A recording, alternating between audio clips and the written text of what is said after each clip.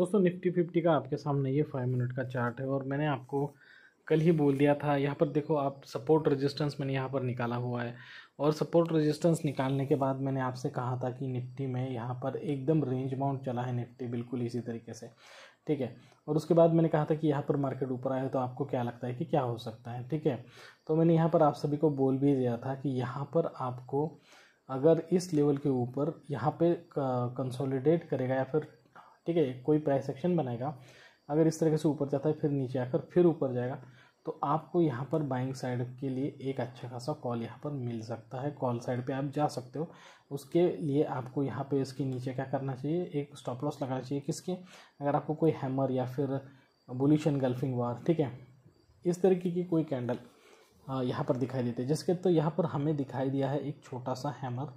लेकिन देखो दोस्तों रेजिस्टेंस लेवल पे ये हैमर बन जाए तो भी बहुत ज़्यादा दिक्कत होती है, ठीक है।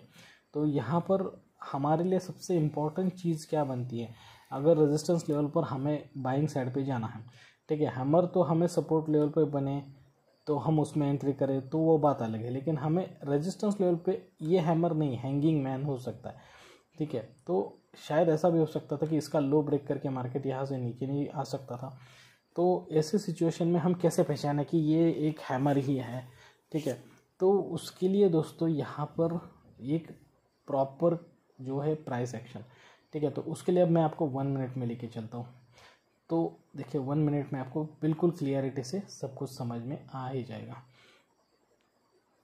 देखो यहाँ पर आपको सब कुछ समझ में आ जाएगा। देखिए मार्केट प्राइस एक्शन जो बोलता हूँ वो इस तरीके से, यहाँ पे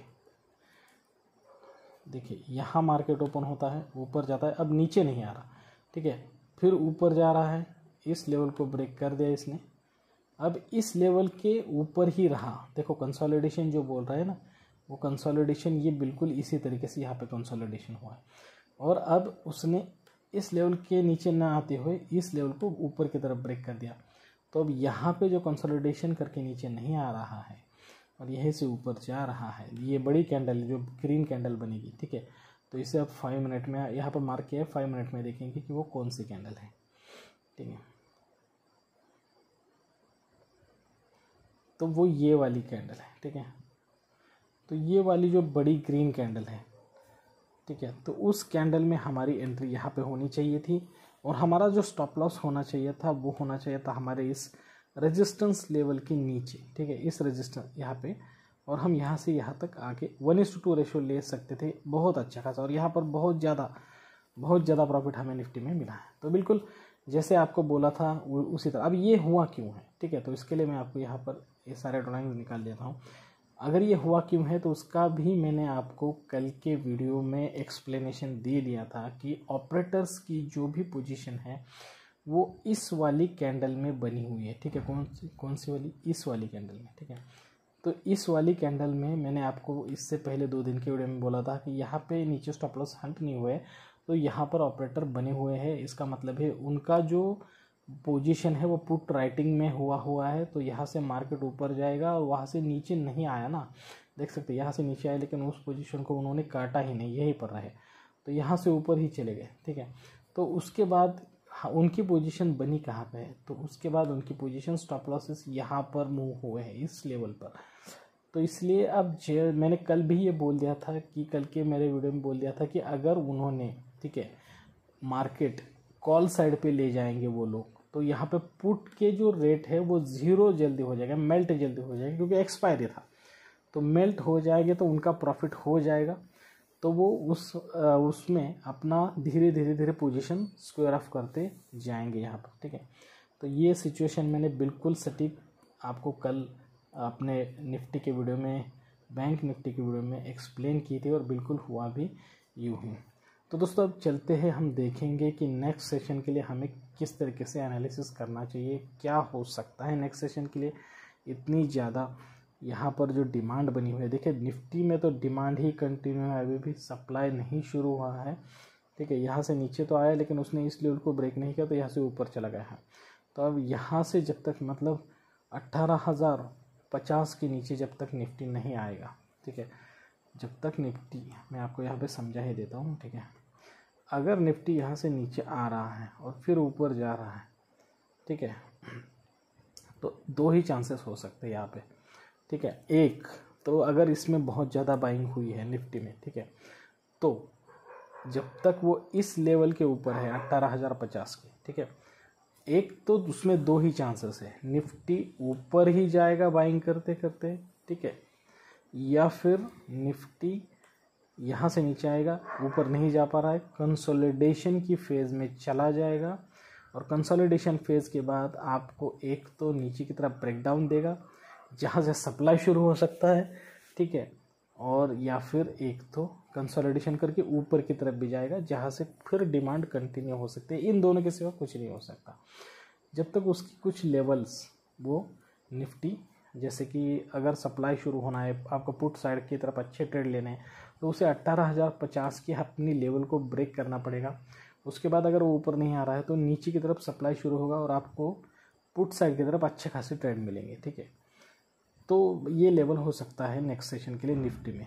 तो अब यहाँ पर हम अपना सपोर्ट रेजिस्टेंस निकाल कर वहाँ पर मैं थोड़ा सा एक्सप्लेन करूँगा आप लोगों को कि हमें क्या सोचना चाहिए मार्केट के डिफरेंट कंडीशंस में क्या हो सकता है। देखिए, कल का जो हमारा सपोर्ट था बिल्कुल वही हमारे लिए आज भी सपोर्ट बनेगा, ठीक है, लेकिन रेजिस्टेंस चेंज हुआ है। यहाँ पर जो ये रेड कैंडल बनी है ग्रीन कैंडल के बाद, तो ये जो डिफरेंस है वो बहुत ज़्यादा डिफरेंस बन चुका है। 18,250 समझ लीजिए रेजिस्टेंस, और 18,200 पॉइंट का ये जो बीच का गैप है वो हम यहाँ पे इंडिकेट कर रहा है कि निफ्टी में इसके बीच अगर रहा तो बहुत ज़्यादा रेंज बाउंड रहने के चांसेस हैं, ठीक है। निफ्टी अगर इन दोनों लेवल के ऊपर या फिर नीचे चला जाएगा तो ही हमें एक अच्छा खासा मूव देखने को मिल सकता है निफ्टी में।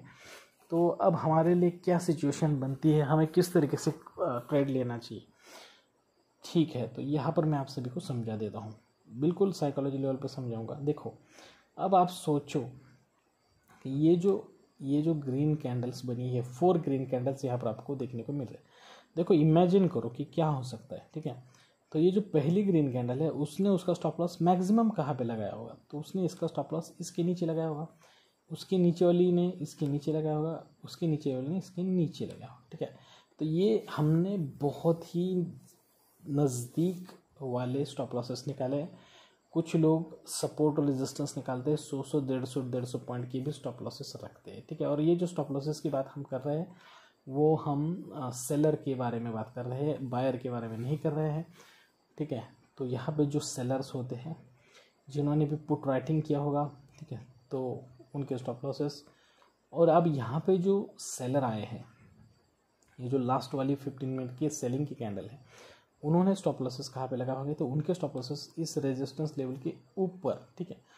अब हमारे लिए ट्रेड कब बनेगा निफ्टी में, देखो, अगर Nifty gap up gap down नहीं बनता है, होता है, ठीक है, और इसी लेवल पे ओपन हो जाता है जहाँ पर अभी वो क्लोज हुआ है, तो हम चलेंगे 5 मिनट में, वहाँ पे मैं समझाता हूँ आपको डिटेल में, ठीक है।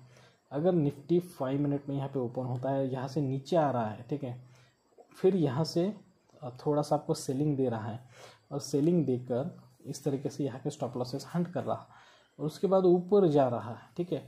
अब यहाँ से अगर दोबारा घूम रहा है नीचे की तरफ, अब यहाँ पर हुआ क्या है आप ज़रा ऑब्जर्व करना, यहाँ पर उसने बायर के स्टॉप लॉसेस हंट करवाए, मार्केट से बायर को निकाल दिया है निफ्टी, ठीक है। लेकिन यहाँ पर सेलर के स्टॉप लॉसेस हंट नहीं किया है। इसका मतलब है कि यहाँ पर कहीं ना कहीं सेलिंग साइड पे, ठीक है, कॉल राइटर्स बैठे हुए हैं बहुत ज़्यादा स्ट्रांग लेवल पे, और वो नहीं चाहते कि ऊपर की लेवल पे मार्केट चला जाए, वो मार्केट को नीचे लेकर आना चाहते हैं। तो ऐसे सिचुएशन में आप यहाँ पर एक पुट ले सकते हो, इसके ऊपर आप यहाँ पे स्टॉप लॉस लगा सकते हो, और 1:2 रेशो पुट साइड पे भी ले सकते हो, ठीक है। तो अब ये सेकंड चांस ये भी हो सकता है कि मार्केट शायद, अगर आपको ऐसा भी हो सकता है, देखो अब यहाँ पर इस लेवल पे समझने की कोशिश करो मैं क्या कह रहा हूँ, ठीक है। मार्केट में ऐसा भी हो सकता है कि मार्केट आपको यहाँ से नीचे है लेकिन यहाँ पे स्टॉप लॉस ही हंट नहीं कर रहा, ज़्यादा से ज़्यादा एक स्टॉप लॉस हंट कर रहा है, और वहाँ से ऊपर ही जा रहा है, ठीक है, और ऊपर जाकर यहाँ से नीचे आ रहा है, फिर ऊपर जा रहा है, स्टॉप लॉस हंट नहीं कर रहा है। तो आपको यही पे समझ में आना चाहिए कि मार्केट यहाँ पे बड़ी पोजीशन बनी हुई है, ये पोजीशन काट नहीं रहा है, अब वो ऊपर की तरफ जा रहा है, और अगर उसने इस पोजीशन को काट लिया हमारे ऊपर वाले स्टॉप लॉस को, और तो हमें डायरेक्टली कॉल साइड पे नहीं जाना है, दोबारा इस पोजीशन काटने के बाद नीचे आता है और फिर ऊपर जा रहा है 5 मिनट के चार्ट पे, तो आपको समझ लेना चाहिए कि यार मार्केट नीचे नहीं आ रहा है। एक बाय ऑन डिप का आपको ट्रेड पकड़ना है, जहाँ पर आपको एक अच्छा खासा 1 मिनट में जाकर भी आप हैमर ढूंढ सकते हो। ठीक है, एक अच्छी खासी कैंडल देखनी है, उसके नीचे स्टॉप लॉस लगाना है और वहाँ पर ट्रेड लेने की कोशिश करनी है। ठीक है, तो ये साइकोलॉजी लेवल पे ढूंढने की कोशिश करना दोस्तों, ना कि कोई लेवल्स। अगर आपको बहुत सारे वीडियो मिलते हैं कि 18,000 की लेवल हो गई, 43,200 पे बहुत ज़्यादा कॉल राइटर्स देते हैं, इन सभी चीज़ों का कोई मतलब नहीं है।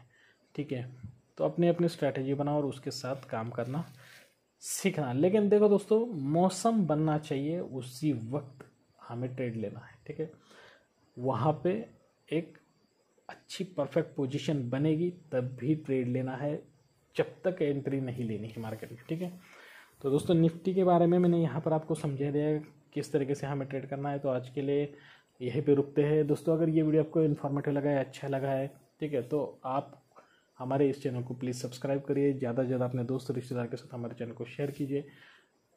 जल्दी इस तरीके के अच्छे और इन्फॉर्मेटिव वीडियो के साथ आप सभी से मुलाकात होगी। तब तक के लिए दीजिए इजाज़त। Thank you very much. Bye bye दोस्तों।